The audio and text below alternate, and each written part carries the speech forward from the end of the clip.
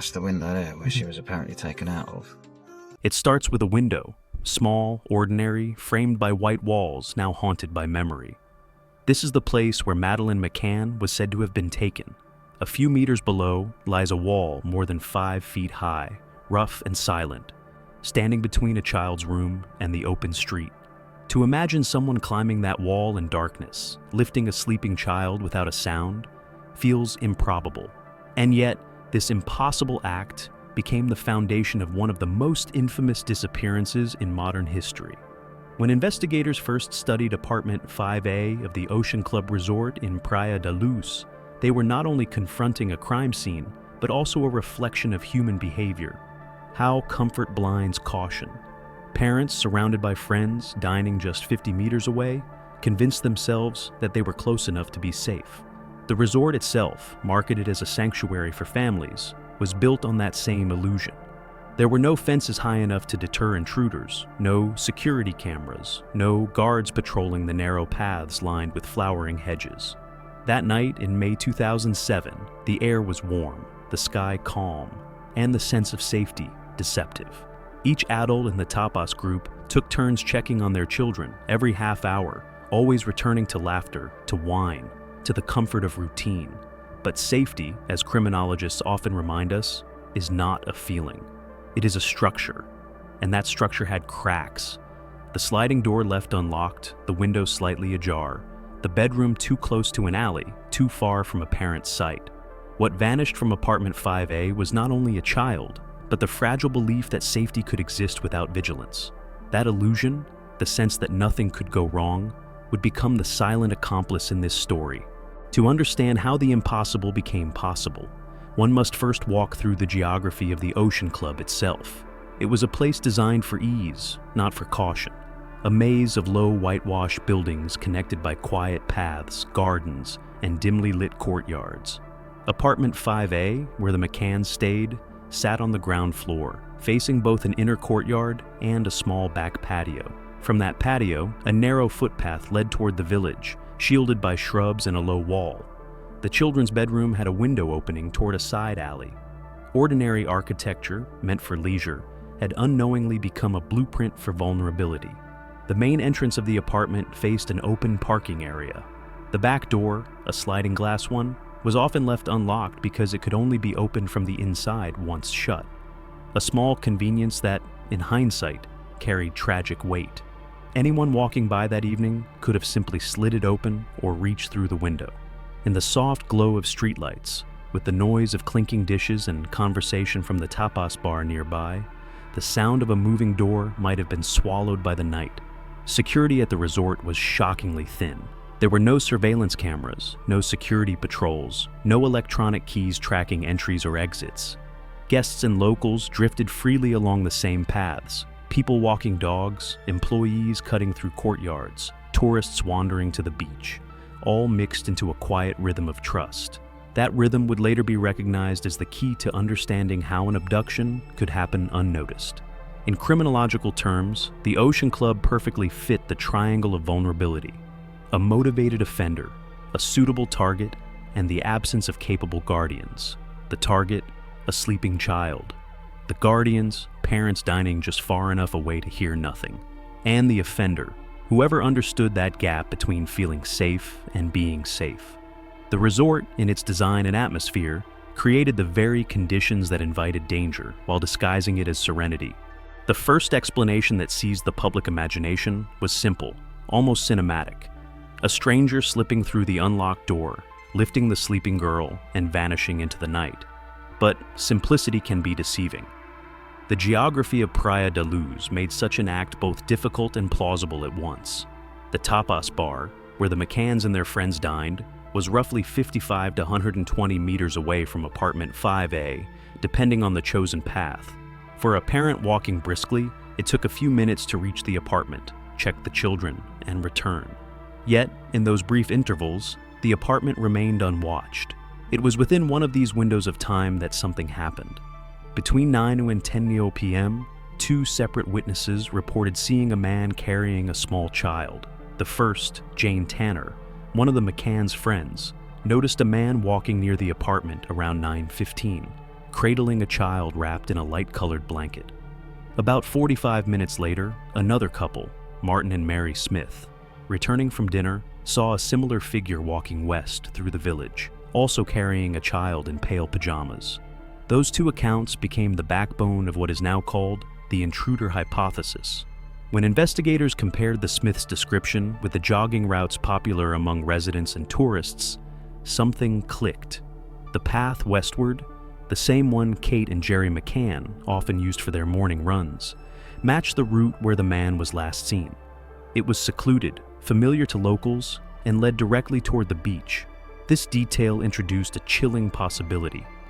The abductor might have been someone who knew the terrain intimately, perhaps a local runner or a resort guest who had walked those paths before, memorizing every shadow and turn. Such environmental familiarity would explain the calmness the Smiths observed. The man did not seem lost or hurried. He was confident, composed, like someone retracing steps he had already taken countless times.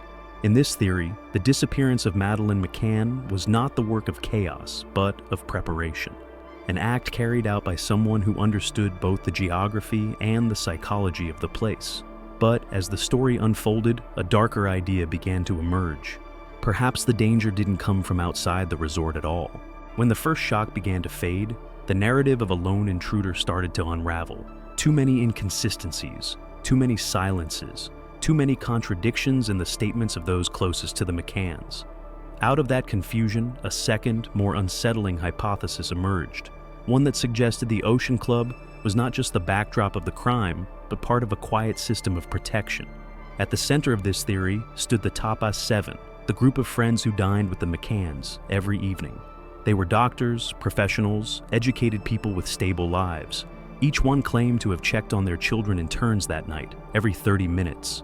But their recollections never quite aligned. Some disagreed on who checked when, others on whether the patio door was open or closed, whether the window blinds were lifted or not. To some observers, these were innocent gaps in memory, natural under stress. To others, they sounded like fragments of a rehearsed story, held together by necessity. Group psychology offers a clue. When individuals face a collective threat, whether it be public shame, legal risk, or the destruction of careers, the instinct is to close ranks. In the Tapas 7, that instinct may have been survival. Admitting to negligence, even indirectly, could have meant criminal charges or professional ruin. And so, silence, hesitation, and selective recall replaced transparency. The protection web may not have been a deliberate conspiracy, but rather an unconscious pact of preservation. Each person shielding the others, not out of malice, but fear. That instinct, multiplied across families, corporations, and even media, creates what psychologists call pluralistic ignorance, when everyone doubts the truth privately, yet publicly pretends to believe the same story. As the investigation widened, it began to touch not only friends, but powerful figures who had passed through the resort that week. Financiers, scientists, industrial heirs. Suddenly, the Ocean Club looked less like a simple holiday village, and more like a crossroads of influence. The question shifted from who took Madeleine to who might have been protected. The deeper investigators and independent researchers looked into the Ocean Club's guest list, the stranger it became. It wasn't only families and tourists who filled the resort that week in May 2007. Among them were names tied to finance, medicine, politics, and global industry. People whose profiles didn't quite match the image of a modest family resort. These individuals would come to represent the pillars of what became known as the protection web. The first name to ignite controversy was Robert Murat. A British expatriate living nearby, Murat was among the first to volunteer his help in the frantic days following the disappearance. He translated for police, offered assistance, and seemed genuinely concerned. Yet, within weeks he became the first official suspect. His home was searched, his life torn apart by headlines. Later, no evidence linked him to the case. He was exonerated and compensated for defamation. But his ordeal served a darker purpose. A lightning rod to absorb public anger and deflect scrutiny from more powerful circles. Next came Robert Naylor, a London investment banker whose presence at the resort raised eyebrows. Naylor's child was enrolled in the Ocean Club's crèche, the same daycare Madeleine attended. But when the attendance sheets surfaced, investigators noticed something unsettling. Several of those entries bore what appeared to be Gerry McCann's handwriting. Why would Madeleine's father be signing in another man's child? Clerical error, favor between acquaintances, or something less innocent? Forensic comparisons showed a striking resemblance between Gerry's signature and the one listed beside the Naylor child's name. If the records were inaccurate, the timeline of the case itself might be built on sand. Then there was Jan Lewandowski, a name that seemed ordinary until traced back to medicine. Researchers found multiple doctors by that name linked to reproductive science and hematology, one in Poland, another in the UK, both tied to IVF and advanced medical research.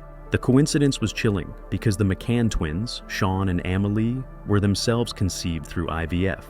Having a fertility expert vacationing at the same resort the same week stretched coincidence to its limit. Another mysterious figure, Philip Edmonds, added a layer of power and privilege.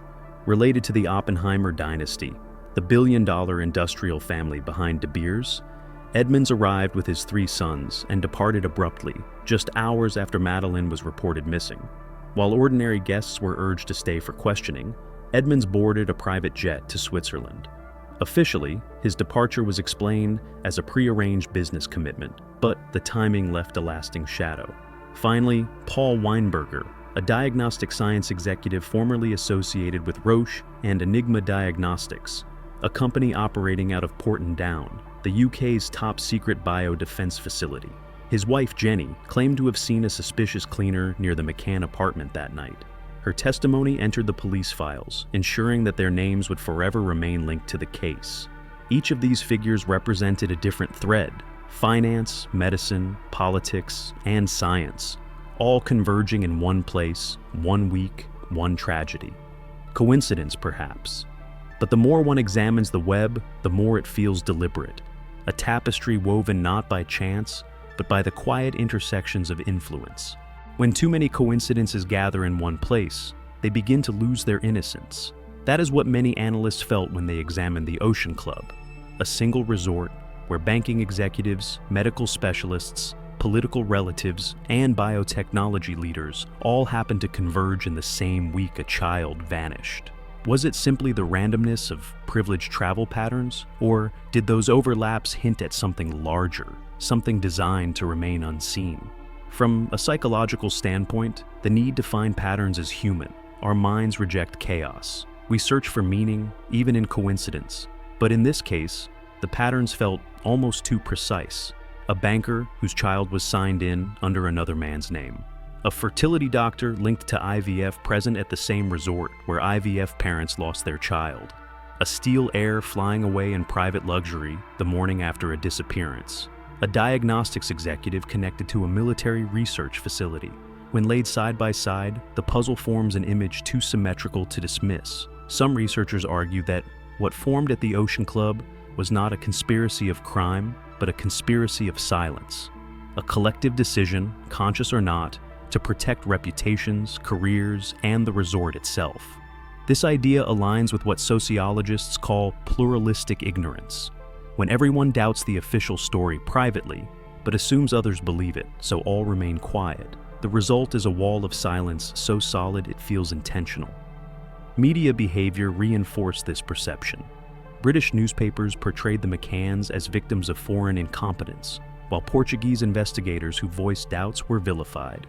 Prominent politicians reached out with sympathy, gestures that, to some, looked like compassion, and to others, coordination. In such an atmosphere, silence spreads like contagion. Those with power are insulated. Those without become scapegoats. Perhaps that is why the idea of a protection web endures. It is not proof of collusion, but evidence of imbalance, of how influence bends perception, how truth can suffocate under politeness, privilege, and fear. The Ocean Club, in this light, was more than a resort. It was a social structure where hierarchy dictated visibility. The powerful remained untouched, while the powerless were scrutinized to exhaustion. And yet, beneath all theories and speculations, one question refused to fade. Was this truly a string of coincidences, or had the stage been set long before that night in May 2007? Nearly 2 decades have passed, yet the white walls of the Ocean Club still cast the same shadow. The resort, once a symbol of leisure and safety, now lives in memory as a monument to uncertainty. Families still book holidays in Praia de Luz, walking the same paths, swimming in the same pools, unaware that every corner once echoed with the search for a missing child. But those who followed the case know. The Ocean Club was not merely the scene of a disappearance. It was the stage where illusion, influence, and human frailty collided. The McCanns believed they were safe because everyone around them believed the same.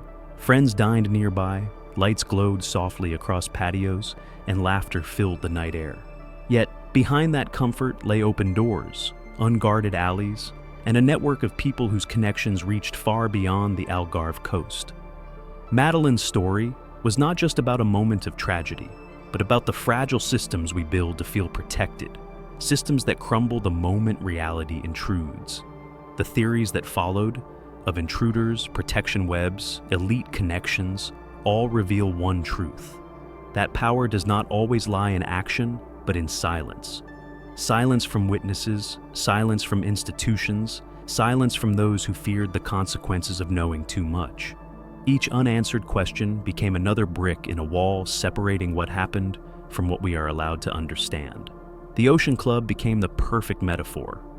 A place built for families, yet designed with blind spots. A place meant for rest, yet destined for ruin. The same paths the McCanns jogged for peace became escape routes. The same patio doors meant for convenience became entry points for disaster. And the same walls that shielded guests from the sun ended up shielding the truth itself. In the end, perhaps the most haunting part of the Madeleine McCann case is not the mystery of who took her, but how easily truth can vanish in plain sight. Within that illusion of safety, innocence disappeared, and with it, the certainty that the world was still predictable, still just. The Ocean Club remains quiet and bright under the Portuguese sun, its rooms filled once more with laughter. But for those who remember, every shadow there still whispers the same unanswered question. What really happened to Madeleine McCann?